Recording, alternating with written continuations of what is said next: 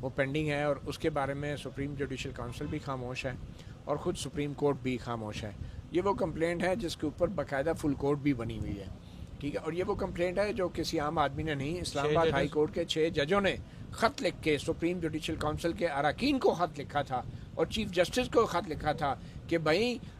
یہ ہمارا جو اسلام آباد ہائی کورٹ کے اس وقت کے چیف جسٹس عامر فاروق تھے، وہ تو اس کمپلینٹ کے اس خط کے مطابق وہ بظاہر لگ رہا تھا کہ وہ ایجنسیوں سے ملے ہوئے ہیں، اور جب ایجنسیاں ان ججز کو، اہل خانہ کو ہراساں کر رہی تھی تو چیف جسٹس عامر فاروق ان ایجنسیوں کے ساتھ رابطے میں تھے، اور بجائے اس کے کہ ان ایجنسیوں کے خلاف قانونی کارروائی کا حکم دیتے، اپنے ججوں کو تحفظ دیتے، وہ ایجنسیوں سے ٹیلی فون پہ یقین دہانیاں لے کے ججوں کو کہتے تھے اب آپ کو کوئی ہراساں نہیں کرے گا. یہ ایک کمپلینٹ تھی جوڈیشل کونسل کو چیف جسٹس عامر فاروق کے خلاف، جو اسلام آباد ہائی کورٹ کے اس وقت سربراہ تھے. بعد میں اب وہ سپریم کورٹ میں آ گئے. تو ان 6 ججوں یہاں پہ ایک چیز ایڈ کر دوں، جی جی یہ جس وقت کی خبر ہم پڑھ رہے ہیں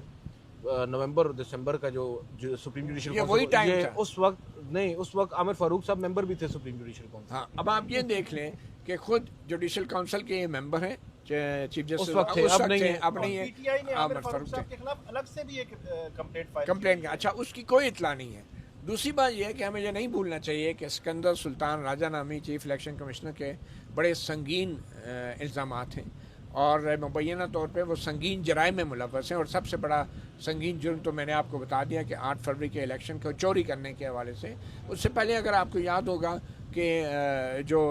انتخابی نشان چھینا گیا، اس میں بھی سکندر سلطان راجہ کا بڑا کردار تھا. اس سے پہلے پنجاب کے انتخابات، اور اس کے علاوہ ہمیں یہ نہیں بھولنا چاہیے کہ راولپنڈی کے ایک بڑے سینئر بیوروکریٹ کمشنر راولپنڈی لیاقت چٹھا جو ہیں، انہوں نے سرعام میڈیا میں ایک پریس کانفرنس پہ الزام لگایا تھا کہ سکندر سلطان راجہ اور قاضی فائزہ، یہ دونوں شخص جو ہیں، انہوں نے مل کر پاکستان کے عوام کا مینڈیٹ چرایا اور الیکشن چوری کیے اور ٹھپے لگاتا رہے. وہ انہوں نے کہا کہ میں ان لوگوں کے دباؤ پہ، ان لوگوں کے کہنے پہ ہم لوگ جو ہیں وہ جعلی ٹھپے لگاتے رہے بیلٹ پیپروں کے اوپر. آج وہ لیاقت چٹھا بھی غائب ہیں، آج وہ